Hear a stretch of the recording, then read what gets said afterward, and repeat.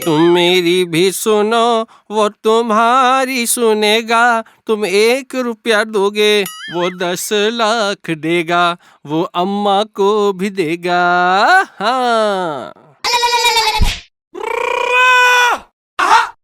अरे माई, मैं भिखारी, अरे भिखारी हूँ। ए भिखारी, मैंने तो तुझे पहले यहाँ कभी नहीं देखा। क्या नए आए हो? हाँ माई, ये शहर तो मेरे लिए नया और ताजा है।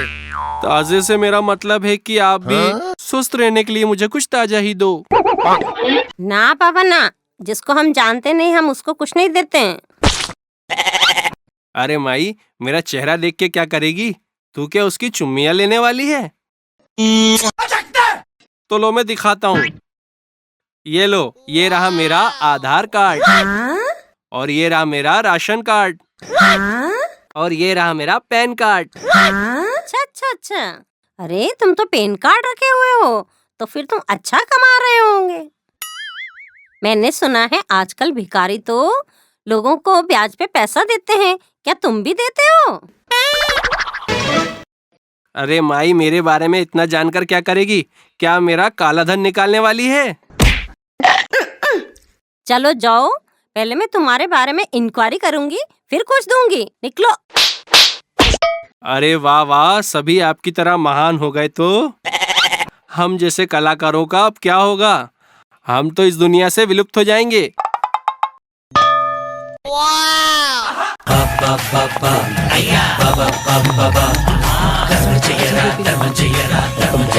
ए माई, भीख दे, भिखारी आया है। हाय, तेरी शक्ल देख के तो बड़ी दया आ रही है। ओय ओय ओय ओय ओय। हाँ माँ, पहले से ही 10 गांव कवर करके आया हूँ। मैं अभी इस शहर में नया आया हूँ। अभी तक यहाँ पर किसी ने मुझे कोई भीख नहीं दी है। मैं तो चल चल के बहुत थक गया हूँ अम्मा। तू तो इतना पैदल चलता है, बड़ा कष्ट होता है ना? कठिन तो है माता, लेकिन चलने का मन ना हो तो भी मुझे तो चलना ही है। अरे यार यार यार, मैं भी बस बातों बातों में उलझता जा रहा हूँ इनकी। भीख तो नहीं, बातों के ट्रैफिक में फंस गया। ए माई, भीख दे, भिखारी आया है। ए चुप, ये काव काव बंद कर, मैं तेरे लिए लाती हूँ कुछ। कोई कुछ नहीं देता, मेरे लिए थोड़ा स्वस्थ भोजन ला दो माँ। अरे वाह वाह वाह, आज तो इतने सारे आइटम खाऊंगा। बहुत दिनों बाद इतना सब मिल रहा है। अरे जल्दी लाओ, जल्दी दे दो माई मेरे को। अच्छा रुक जरा, खाने से पहले ये तो बता कि वो औरत तुझे क्या बोल रही थी?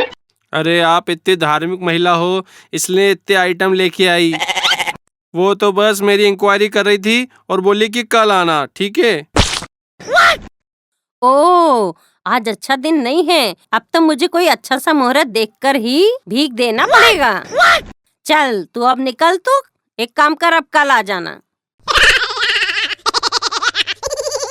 ओ, ये भिखारी को दान देने के लिए इतना सारा मुहूर्त देख के आने वाली हैं। अरे मेरी स्थिति तो एग्जाम में 100 मार्क्स लाके भी फेल होने जैसी हो गई। निवाला मेरे मुंह तक आ गया था, लेकिन मैं खा नहीं पाया। अरे मैं कितने गांव घूमा, लेकिन कभी मेरे साथ ये सब नहीं हुआ। मेरी ऐसी हालत का जिम्मेदार कौन कौन कौन कौन? अब इसके समाधान के लिए तो मुझे रामायण, महाभारत, भागवत कथा, ना जाने कौन कौन से ग्रंथ को पढ़ना पड़ेगा। पर ग्रंथ से क्या फायदा? ये तो एक ही आदमी की बहन और बीवी लगती हैं, जो साथ तो रहती हैं लेकिन बात नहीं करती हैं। मैं तो हिंदी भाषा वाला हूँ, कोई यहाँ तो कोई वहाँ। क्योंकि दिल्ली में भीख मांगना है तो हिंदी में, अमेरिका में भीख मांगना है तो अंग्रेजी में, जो अपने को आती नहीं। इसलिए अपन तो अपनी जगह पे ही अपना टेंट तंबू मान लेते हैं। बस अपने को गाना बजाना करना है, यहीं अपनी कला दिखाना है। दुनियादारी से अब अपने को कोई मतलब नहीं। समय आने पर तो मैं अपनी कला से ही करोड़पति बन जाऊंगा। ये challenge challenge challenge challenge challenge. अरे माई, ओ भाई, सिर्फ वीडियो को देखना ही नहीं है, इसको लाइक करना है, शेयर करना है, कमेंट करना है, ठीक है?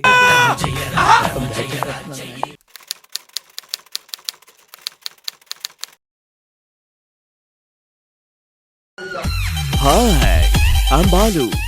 आप सब सुबह उठकर ब्रश करते ही पीते हैं दूध, पर मैं सबसे अलग हूँ और पीता हूँ बादाम दूध। मैं एसपी बालू को पसंद करता हूँ। आप सबके लिए मैं गाना गाऊंगा। मेरा गाना पसंद आने पर लाइक करो और आपके सुंदर कमेंट्स को पोस्ट करो।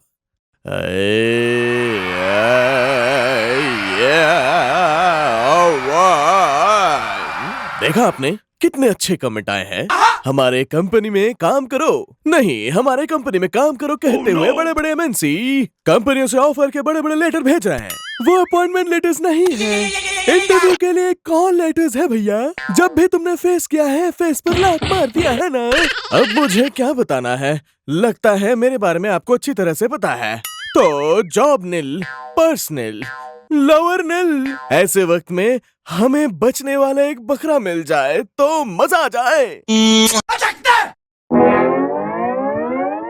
अरे मामा, मेरा बाइक रिपेयर में है, जल्दी से तुम अपना बाइक एक बार दे दो ना।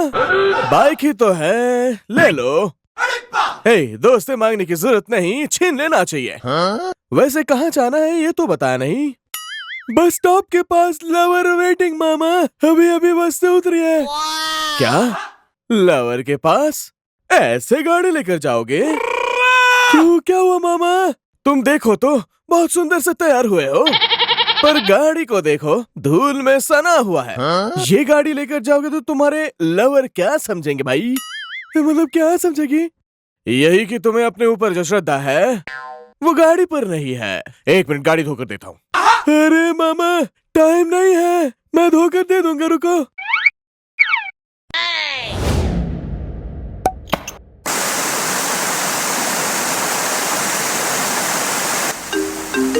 फैंसी नंबर है।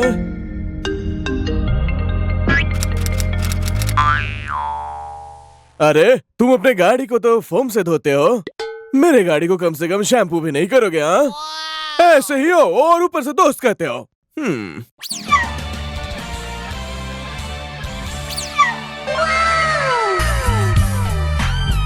क्या सत्ती पांडु, तुम्हारा लवर हिंदी सिनेमा की हीरोइन लगती है क्या?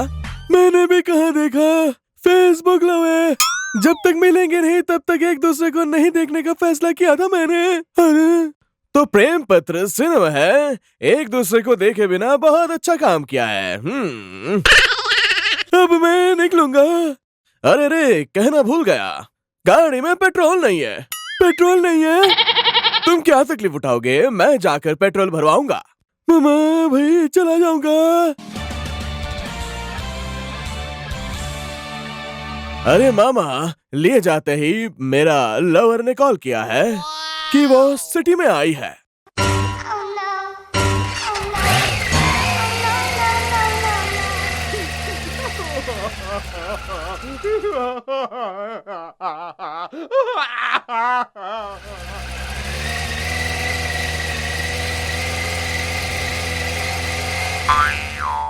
मेरी लवर आ गई। देर मत करो और अपनी लवर के पास जाओ।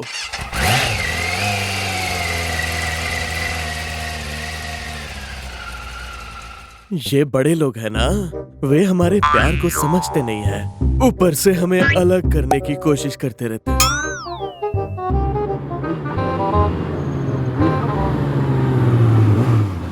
क्या हुआ, तुम्हारा लवर कहाँ है? वो वहाँ नहीं है मामा, वहाँ वेट करके चली गई लगता है। क्यों ऐसे देख रहे हो जैसे तुम्हारे लवर को मैंने मार दिया? एक बार अपने लवर को फोन करो। The subscriber is currently switched off. गुस्से से फोन भी स्विच ऑफ कर दिया है मामा। अरे सत्ती पंडू, दो सीख दूंगा, सुनो। हाँ बोलो मामा। पहला, हमें किसी को देखे बगैर लव नहीं करना चाहिए। ये ऐसे अच्छा है मामा। लव में दूसरे का हेल्प कभी नहीं लेना चाहिए। ये अच्छा है मामा। मेरी गर्लफ्रेंड आई है ना, कोई रकम है तो दे जाओ।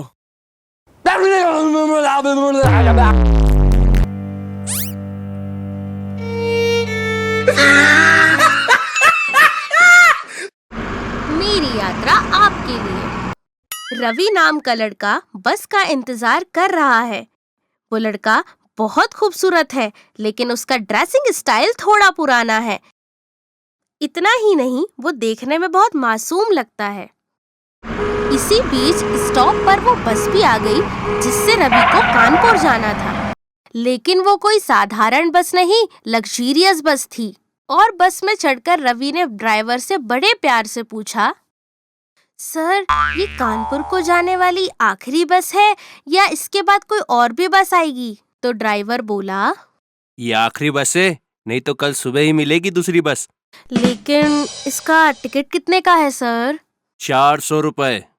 रवि ने अपना बैग और पॉकेट चेक किया। उसके पास 400 में 5 कम थे। फिर कुछ सोचते हुए उसने ड्राइवर से बोला, सर, मेरे पास तो 5 रुपए कम है। अच्छा ठीक है, बैठ जाओ। रवि ने तुरंत अपने सारे पैसे दे दिए और टिकट ले लिया। ये पहली बार था जब रवि लग्जरी बस में चढ़ा था और उसे तभी बस के एसी से ठंड लगने लगी।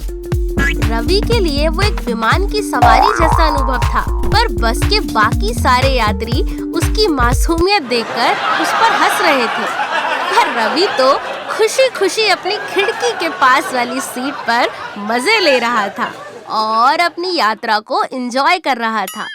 और बस के थोड़ा आगे चलने के बाद एक बहुत ही अमीर घर की लड़की प्रिया, जो कि बड़े स्टाइलिश से कपड़े पहनकर चेहरे पर नकाब लगाए बस में आकर चढ़ी और उसने अपने स्टाइल से पूरी बस की सवारी को अपनी ओर आकर्षित कर लिया। यहाँ वहाँ देखने के बाद वो रवि के बाजू वाली खाली सीट पर बैठ गई, पर बाकी लोगों का ध्यान तो प्रिया पर ही लगा हुआ था।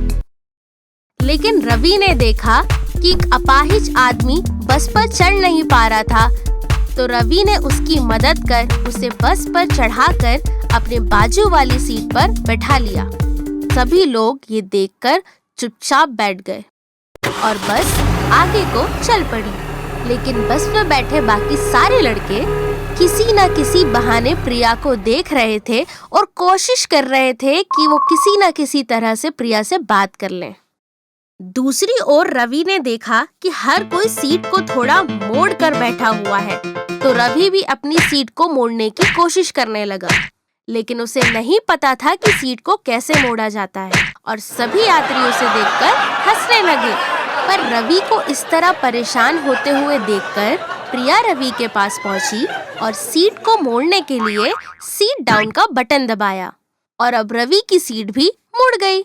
रवि खुशी से और मासूमियत से बोला, तुम बहुत अच्छी हो जो तुमने मेरी मदद करी, क्योंकि बाकी लोग तो मदद न करके केवल हंसते हैं। शायद आप पहली बार लग्जरी बस में चढ़े हो, इसलिए आप वो बटन नहीं जानते थे। पर ये आपने कैसे पहचाना? समझ आता है। जैसे जैसे बस आगे बढ़ती जा रही थी, रवि से ठंड बर्दाश्त नहीं हुई और वह चिल्लाकर रोने लगा। बस में बाकी सारे लोग देख रहे थे कि रवि के साथ हो क्या रहा है। ड्राइवर भी वहां आ गया और उसने रवि से पूछा, क्यों चिल्ला रहा है? तो रवि बोला, बहुत ठंडा है, मैं नहीं रह सकता। ओफो, इतनी सी बात के लिए बस रुकवा दी। और फिर ड्राइवर ने बस एक होटल के पास जाकर रोक दी। सभी लोग बस से उतरकर होटल के पास चले गए, लेकिन रवि तो अकेला ही बस में बैठा रहा। तुम कुछ खाने पीने बाहर क्यों नहीं निकलते बस से? मेरे पास पैसे नहीं है। कुछ देर बाद बस फिर से अपने सफर को आगे बढ़ी और बस में बैठे एक आदमी ने प्रिया की तरफ देखते हुए बोला, ए लड़की, क्या तुम इतनी सुंदर हो जो नकाब से अपना मुंह ढके जा रही हो? अरे ऐसी भी क्या खूबसूरती जो किसी को दिखा ना सको। उस आदमी की बातें सुनकर रवि गुस्से में बोला, आपको जमाने से क्या लेना देना, आप अपने काम से काम रखो। और इस बात को लेकर दोनों में काफी बहस होने लगी। तभी प्रिया ने बोला कि इसको मैं अभी चेहरा दिखाती हूँ। और जैसे ही प्रिया ने अपने चेहरे से नकाब हटाया तो सभी ने देखा कि उसका चेहरा तो एसिड से जला हुआ है। और जो लोग उसे इतनी देर से खूबसूरत समझ रहे थे, अब वही लोग उसके चेहरे को सही से देख भी नहीं पा रहे हैं। पर रवि प्रिया के जख्मों को देखकर भी उसे प्यार भरी निगाहों से देख रहा था। और तभी उसने प्रिया को हिम्मत देते हुए कहा, इंसान शरीर से सुंदर हो या ना हो, लेकिन उसका मन से सुंदर होना बहुत जरूरी है। तुम परेशान मत हो प्रिया, मैं अपने शरीर के कारण परेशान नहीं हूँ रवि, बल्कि मैं तो इस बात से परेशान हूँ कि कोई भी मुझसे शादी नहीं करना चाहता। जो भी मेरे चेहरे के घावों को देखता है वो मुझसे दूर भाग जाता है। और तभी रवि बोला, आप में तो एक साथी इंसान को मदद करने का गुण है। मुझे ये गुण बहुत पसंद है। अगर आपको कोई आपत्ति नहीं है तो मैं आपसे शादी करना चाहता हूँ। लेकिन मैं आपको बता दूं कि मैं ज्यादा पढ़ा लिखा नहीं हूँ और ना ही मेरे पास ज्यादा पैसे हैं, पर मैं आपको खुश रखूंगा। आप भी एक नेक इंसान हैं, मैं आपसे जरूर शादी करूंगी। और इसी के साथ ये यात्रा यहीं समाप्त होती है। कुछ ही दिनों के बाद रवि और प्रिया की शादी हो गई। एक अखबार में रवि और प्रिया की शादी की पूरी घटना को छापा गया और बड़े बड़े लोग भी रवि और प्रिया की सराहना कर रहे थे। और बड़े बड़े चैनल भी रवि और प्रिया की कहानी का खूब बखान कर रहे थे। देश भर से उन्हें बहुत सारा प्यार मिल रहा था। तो हम सबको इस कहानी को देखकर यही शिक्षा मिलती है कि भले ही हम शरीर से बहुत खूबसूरत ना हो, लेकिन हमारा मन जरूर सुंदर होना चाहिए।